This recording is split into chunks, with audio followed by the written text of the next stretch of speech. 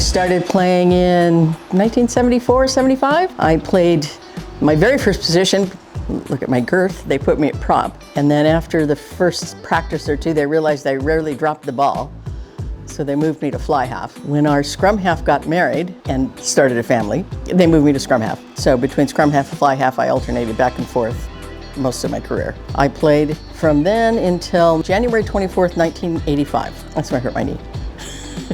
I coached immediately after in the 80s, and then I coached again in the 90s, and then I coached again in 2006-7 maybe. For a long time, I was one of only two that had won a national championship as a player and a coach. I started in 1978. The way I started playing was I was at the Kasey Eriksen with a bunch of friends, and Kathy Hankins and some friends, I didn't know Kathy at the time, came in with flyers about rugby. So we got these flyers, and I'm like, what's rugby? And somebody told me, you can't play rugby. I'm like, why? You're too small. You'll get hurt. I'm like, wrong answer. Never looked back. So if it wasn't for Hankins coming into that bar, I probably would never have known the sport. From the day I started to the day of January this year, I was the athletic trainer. I learned it all on my own. It's at Cerritos College. We needed a trainer. Picked up a book, started taping on the buses. My name is Linda Miller. My nickname is Miller. I played for 20 years as a flanker and a hooker. I always coached the forwards because they're the most important people on the field.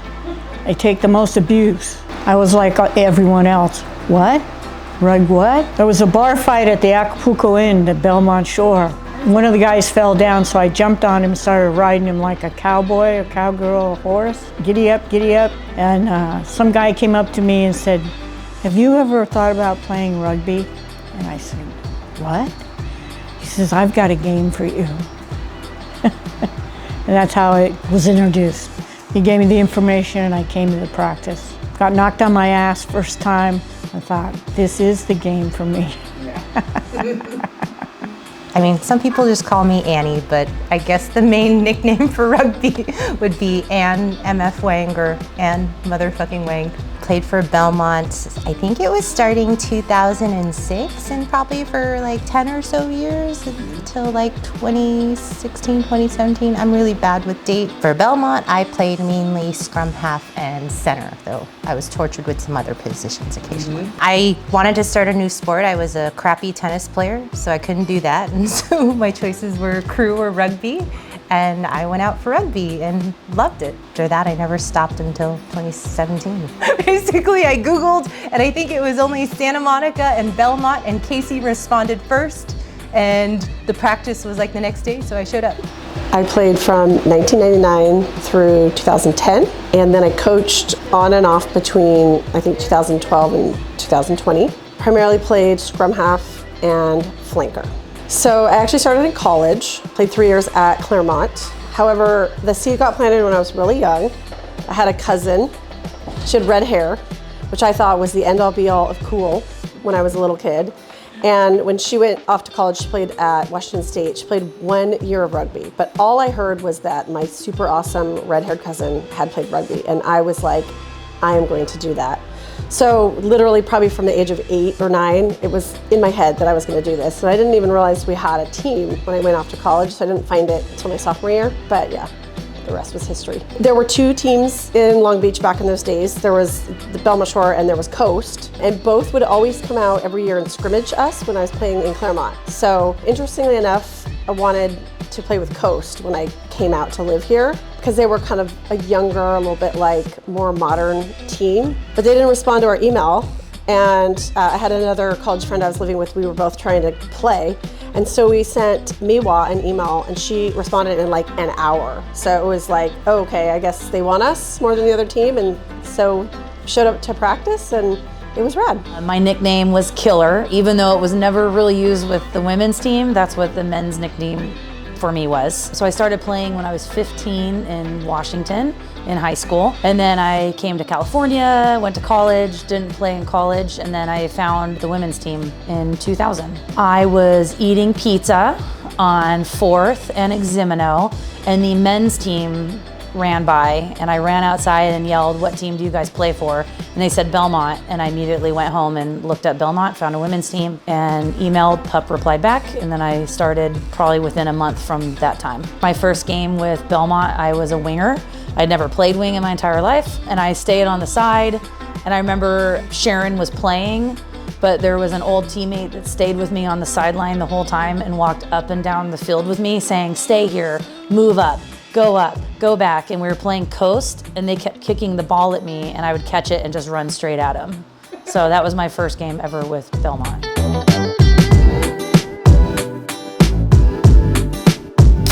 The team started in 1974 and I joined in 1976. It was tough getting field space. I used to file the pins off the electric boxes to turn the switches on and off so nobody would know, so we'd have some lights. We practiced car lights. Getting a field was pretty hard. It really has changed. The style of play has changed. In the 70s and 80s, we always played what they call the West Coast offense because the East Coast had not seen it. East Coast plays largely in the winter and more inclement weather, whereas California, we're always pretty dry. So we played a wide open, fast moving, much like rugby league looks now, or sevens. And then when we got back east, that's one of the reasons for our success in 1980 is because they did not know how to stop that. We moved the ball to the sideline and then skip, and score. Later on, it evolved to more of a crashing game to where it is now. It's pretty much crash, crash, crash. The way it is evolved worldwide, when I was playing stuff, it basically stayed within country. We didn't go out of country. Some people went to New Zealand and played, but it wasn't very often, and it was, kind of like invited. That's one thing I always remembered. Miller would invite New Zealanders over here to help play for us and stuff. The way it's involved now, the way it's nationwide is unbelievable for women's. And the way they have rugby in schools now and colleges, they didn't have that when I was playing, and I think it's awesome. I mean, that's why I said sometimes I wish I could have grown up, been playing and stuff 10 years ago and have the experience that they're having now. That would be just amazing. To win the first World Cup in England, I can imagine what it's like to win a gold medal or even a bronze medal. So that's just amazing to me. Women's rugby has evolved 100%. I mean, it used to be just a wild group of women running around. Now it's organized, supported. Now that generation has grown up and had kids, women that played rugby, and now they're supporting their kids to play rugby, which makes the whole game of rugby or the institution much stronger. I think $4 million was just donated to the Sevens program. I'm sure a little bit of that will slop over until the 15s. We never had money like that. The organization was, who's got money? Cough it up. We didn't really know much about fundraising. That's how the yard sale got started. We started having that once a year, and that made us some money, but mostly it came right out of our pockets. I would just say the amount of support. Again, when I started in Cal, I was actually really lucky. I had one of the best coaches in the world, Kathy Flores, who coached the national team. But even though I played for Cal, this super wealthy institution, we didn't get fields. We had to practice in parks and fallen dog poop. Our main field was covered in goose poop. We were known for that. And we had to do fundraising ourselves, sell at NASCAR events and, do all that just to get money and get the support. Even though we were pretty darn good. We went to playoffs and everything, and yet we didn't have any support. And then now you see this last Olympics, I think women's rugby was one of the most popular events. It's just the amount of exposure, support, and it's I think the women supporting women and just, it's great. It's gotten a lot better. It's always been tough playing in women's sports and then watching the women win. It makes me emotional thinking about it, winning the medal. I was at work crying and nobody knew. They were like, "What are you crying for?" I'm like, "You don't understand what this means to women's sports." It's just, it's awesome.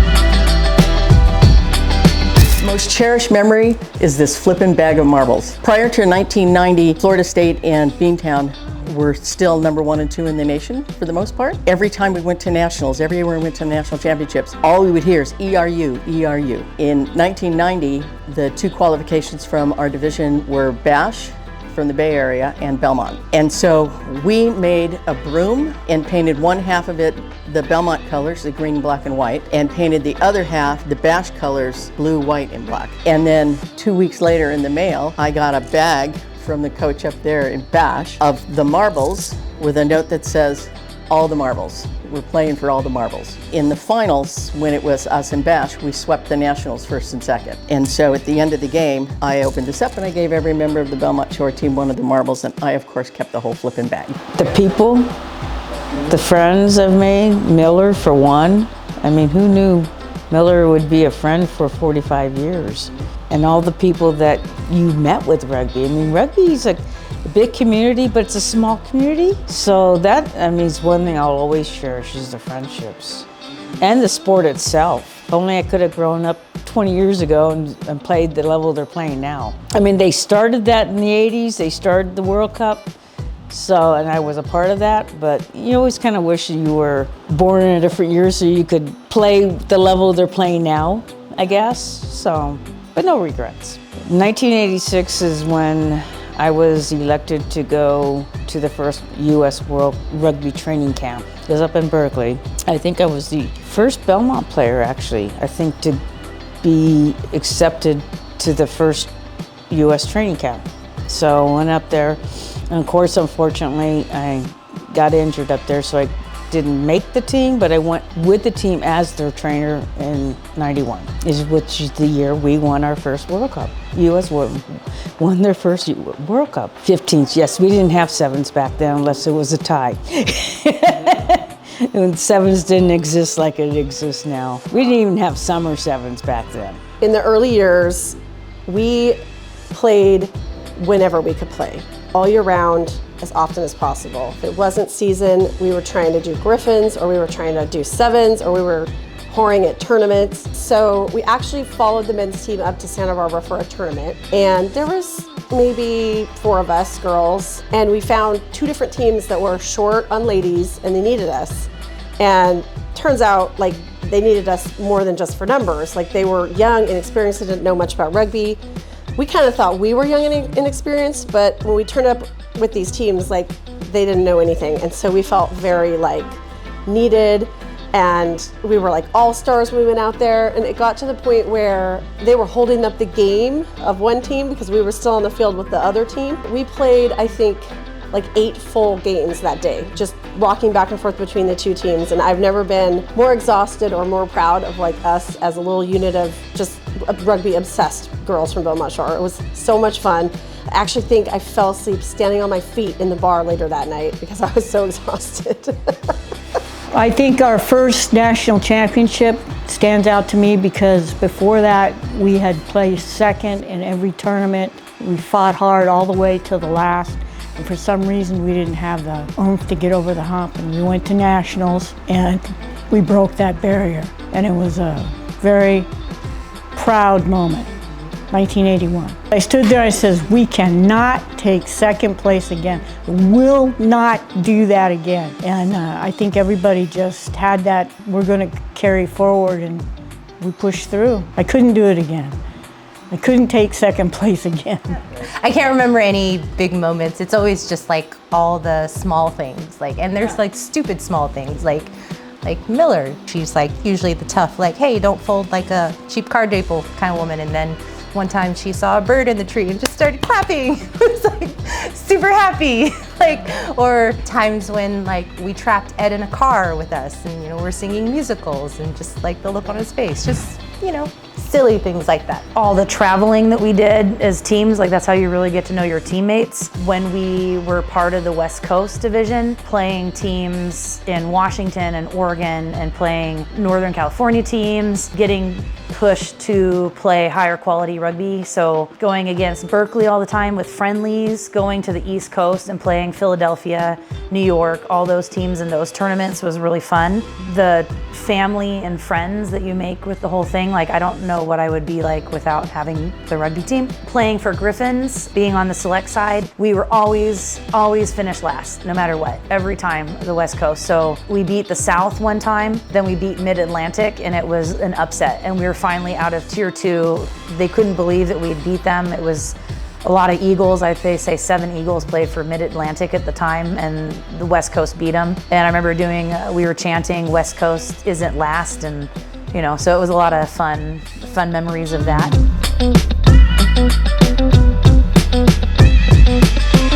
As a player, it was a family. God, we did everything together for a long time. There was a core group of us that stayed together for a really long time. Even like in the off seasons, we put together bowling leagues where it was just us. Just a fun way to stay together and hang and play and party. We can look at some of the changes sociologically going on. In the 1970s when we started, women weren't even allowed to have credit cards without a man attached to them, whether it was marriage or a male parent co-signing. And then in the 80s, we started moving towards more freedoms, which was definitely elevated in our play, or it was presented in our play and the kinds of players that came out. It was a different time. Most of us that were gay were closeted, and the only time we were not in the closet is when we were together, because the rugby community at large was open and accepting, much like our society is now, especially here in California. By the 90s, the sport had started to change a little bit. There's been changes in the way rugby's been played over the length of time I've played. And then again, by the 2000s when I was coaching again, it was almost a vastly different game, including the rules. Friends. To me, I've made the best friends of my life, the most reliable friends of my life, and I'm sure others would agree with that. They're the best people. I guess, and like the thing about rugby is like people who join are usually different, so people are kind of weird, kind of crazy. Like, you have people, who will paint nude pictures of their teammates, and then the teammates will hang it up in their living room, or it's just, we're allowed to do crazy things. They're like super capable, strong, friendly, just like wonderful women, and it helps you. Like, and I don't know, like actually when I started Cal, I was supposed to be an engineer. I was an engineering degree, and after 3 years, my mom basically said I majored in rugby. I pulled out of engineering and I ended up graduating with an English degree, and I don't think anybody would have expected me to become a lawyer, become a public defender, a trial attorney. Like, if you knew me before rugby, I sat in a corner and read books, didn't talk to people. So it's like after rugby, it's like you kind of, because you can do crazy things, try everything, like you become kind of who you are. And I think that's, what the rugby community does for you. It's just family, honestly. It sounds kind of cliche, but it really is true. When I think about who's in my life now, so many of them came from rugby. And I have these conversations with my kids a lot. They're like, where did you meet Grace, right? When she comes over, I'm like, through rugby. What about Amber? Through rugby. What about Mike, my husband? Through rugby. Like, all these people are still, even if none of us are playing anymore, the relationships have lasted my entire life, and I think will continue to last my entire life. It also is like home. I think I could go anywhere in the world, and if I was lonely or I needed a tour guide, I could just show up to the local rugby club, and I would be welcomed in as someone who is part of the game, part of the rugby family. It's just like that everywhere you go. So I think that is amazing. Immediate family. So when I first moved here from Washington, I had 2 friends. I had like my boyfriend and my RA from college. And those are my 2 friends that I had. So when I immediately started playing, it was an immediate family that had people inviting me out to do things, caring about me. I remember, I hope she's there today, but Rachel Macha. So we were running laps and she's like, oh, what do you think about California? And I said, I hated it. I hate it. And she was like, oh, okay. But it was because of them that made it awesome. I remember my first practice with Belmont. Kasey will probably laugh because she doesn't remember it, but I bring it up all the time and it still plays in my head because I think of everything that I've ever said in my entire life incorrectly. And we had just started doing a drill and she asked me if I knew how to do it. And I'm like, yeah, I know how to do this drill. And then I thought, way to go, Amber. That's how you make friends, by being a jerk.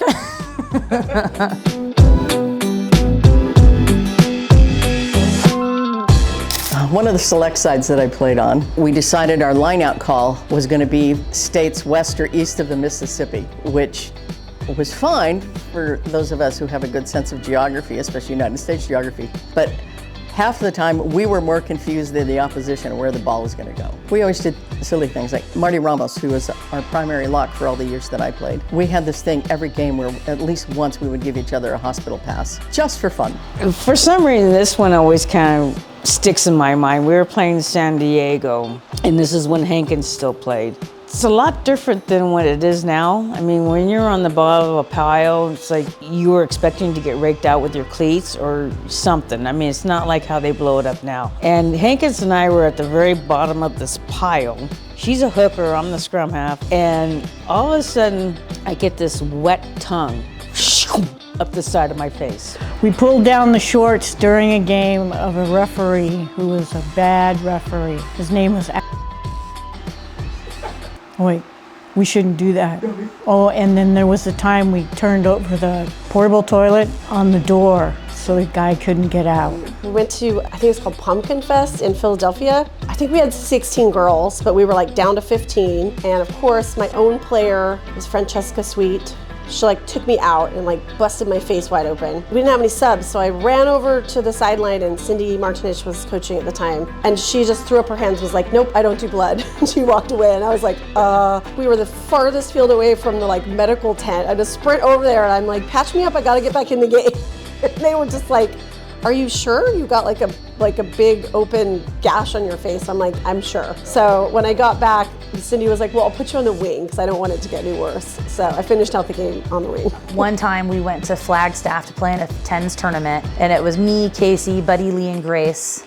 And on the way back, we had to stop at this gas station in the middle of the desert. And I remember pulling up and the three of us were gonna split the gas bill. But the guy was just out there smoking a cigarette on a chair next to the gas pumps. And then was just very creepy, asked us if we shared everything. And we immediately walked out the door and I'm like, get in the car, we gotta go. There was also, we played at Champagne Classic. We played against the old girls and Drew was playing fullback and Kelly White had a huge run and Drew just moved out of the way and just said, there you go, and just let her run by her. Kelly almost fell over because she was expecting to get hit and just ran by. Kate Morris's first game ever as a flanker, and we have it on video. She was on the side of the scrum and fell into the tunnel, and we were playing UCLA. UCLA went over and I was in the front row, so I just remember hearing like, what is this? Who's this person? And so they all gingerly just stepped over the top of her and she just rolled out of the back of the other side's team's scrum. So that makes me giggle too.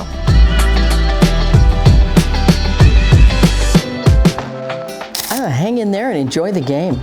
It's by far the most fun game to play. It's a combination of almost all of the major team sports: football, basketball, soccer. Keep the Belmont name true. It started a small group of people and it's grown into a large group of people, and we just need to keep things the same in a sense. You know, don't try and change things too much because change doesn't always work when you have something good going.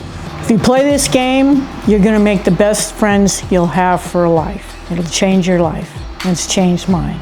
Mainly just have fun and really enjoy the people around you because they're the ones who are going to support you, be there for you, and hopefully, you know, the older you get, you can continue supporting all the younger people as well. Aside from stay in touch with all the people that become part of your rugby family, stay fit when you're playing. The injuries that you'll get will also last a lifetime, and the fitter you are, the less likely you will to get injured. So do the time off the pitch, get in the weight room, stay fit. That's all I can say. Take advice from your coaches. I wouldn't be who I am without Linda Miller. I know it makes me emotional thinking about it, but Linda, Miller, that's what I call her, she has saved me so many times in my life. Having somebody like that in your corner, take advantage of having somebody that's a strong woman you can take after. And then watching international sports, you learn so many things, so many rules from watching high quality caliber rugby.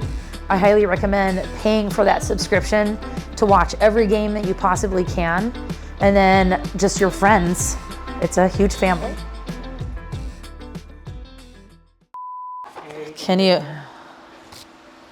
Is this fine? Can you see this? Yes. No, oh, you can't, okay. I'm like sweating balls. Good morning, my Belmont Shore Land Sharks team. Congratulations on your 50th anniversary. That's a huge effort for a women's rugby team, especially for a women's rugby club, I should say, especially in a country that's not really strong, or where rugby isn't their number one sport. So great effort that you guys have done to go 50 years, and enjoy your celebrations. I wish I could be there, but unfortunately I'll be supporting you from here in New Zealand. You guys are a huge example to the young ladies that are coming through, the young girls that are coming through your club, that go on and represent your jersey in the national colours and the international stage. So, you know, to all you pioneers that started the club 50 years ago, you know, I take my hat off to you, and I'm sure that, you know, everyone that represents Belmont Shore wearing those colours, represents the Land Sharks, is going to be proud, as I was and always am and have been for my seasons that I did in 2008 and 2009. Yeah, I just love my time there. I tell everyone, you know, about my time in Long Beach and staying with Miller and Grace, so I'm very grateful for you two for putting up with me and letting me be your flatmate. I hope to be back on your shores sometime soon, and it was really cool to catch up with the Belmont Shore junior teams when they came over for the Global U7s. Here's to the next 50 years, so enjoy the celebrations, enjoy the memories, the yarns that'll be embellished as you down a few more ales and talk about the good old days. But you know, I know that the future of women's rugby in Long Beach in Southern California and in the United States is in good hands because of the valuable work that you have done for the last 50 years. So I'm proud and privileged and honoured to be a member of the Belmont Shore Land Sharks, and you know, I have some great memories of my time there. Enjoy the night. See you later.